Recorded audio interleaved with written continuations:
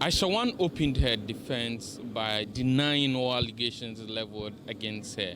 According to her, she's not engaged in illegal mining, neither has she engaged in any mining activities, nor undertaken any mining support activities in this country. Makes the point that she has not even applied for a mining license before, because upon making inquiries, she got to understand that she didn't meet the criteria because, one, she didn't have the necessary capital for that, and also she didn't meet the ownership criteria as far as owning a company that operates a small-scale mining company is concerned. She also makes the point that she's not bought any lands for mining purposes, as have been alleged by prosecution witnesses. She also indicates that any form of allegations that she's encroached upon concessions of some other mining companies are untrue. On points made about some revelations she's made with respect to statements that she gave to the police during interrogation, she indicated that she did not alter those statements and that an investigator wrote the statement, indicated her to sign, for which she'll be released from the police station. She also indicated that an interpreter was actually not given to interpret what had been written in English for her. On the question on some four Chinese nationals who the prosecution claim indicated that they work for Aisha Huang, she indicated that even though she knows these persons, she knows them because she's a reference point for other Chinese nationals when they come to the country, and also a reference point even for some Ghanaians as well as state institutions like the Ghana Immigration Service, because she understands the Ghanaian terrain better and also could relate a little more better with her countrymen, and for that reason she knew these persons. She talks about how these four persons were arrested and she was called just because she has been a reference point for other Chinese nationals in the country, and that under no circumstance has she employed these persons, nor has she given them any directives to operate a mining firm or undertake mining activities on her behalf. The state began with its cross-examination of Aisha Huang by asking the question where her company operates from. But Aisha Huang was not made to answer this question, as proceedings were adjourned to July 17 for cross-examination to continue.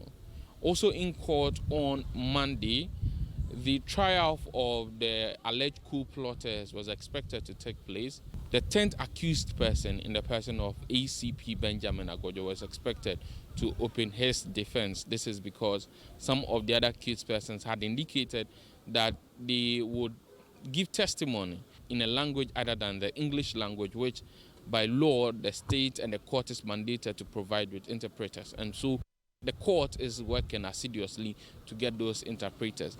However, ACP Benjamin Agojo was not able to begin his testimony. First, because there were some discrepancies on what date exactly his witness statement was filed. Second, the second accused person in this particular case, he came to court and his lawyers indicated that he had been engaged in an accident and had problem with his leg. Then as a result of that, he needed to seek medical attention, and because of that, the court adjourned. After court, we could see him outside the court being aided to a vehicle where some of the other accused persons were sitting by him, and they later put him in a car, presumably to be taken to a health facility for treatment. On Monday as well, the prosecution in the Collins Dauda case, that's in the case involving the former Works and Housing Minister, with respect to some alleged criminal activities relating to the Saglemi housing project, the state was expected to call its first witness. But the witness was unavailable because the witness, who is the acting director of the Work and Housing Ministry, according to prosecution, is on a national assignment with President Akufo-Addo and was unavailable.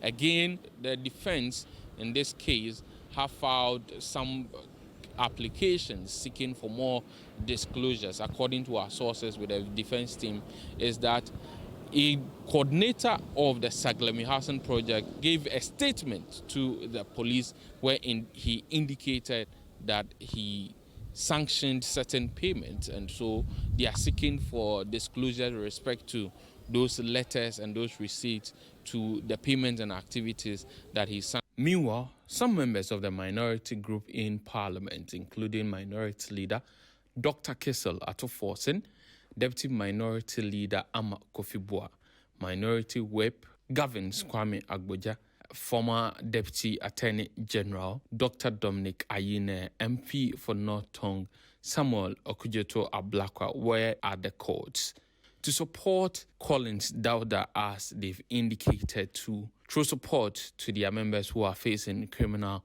charges. MP for North Tongue Samuel Okudzeto Ablakwa spoke to the media after proceedings on Monday. We have said that anytime our colleagues have any of these witch hunting hearings, we will come with them in solidarity, and this is one of them. We'll be back here tomorrow on the Honorable Kwesi case, and we expect later in the week to also join the Honorable Atuforsen. So as long as the witch hunting continues, the solidarity gets stronger and bolder. Should we take it that it doesn't matter if Parliament is sitting or not, because we got the understanding that if Parliament is sitting, you come with them. But we know that usually Parliament doesn't sit on Monday. Doesn't mean that on any day that they have a case, you'll be here.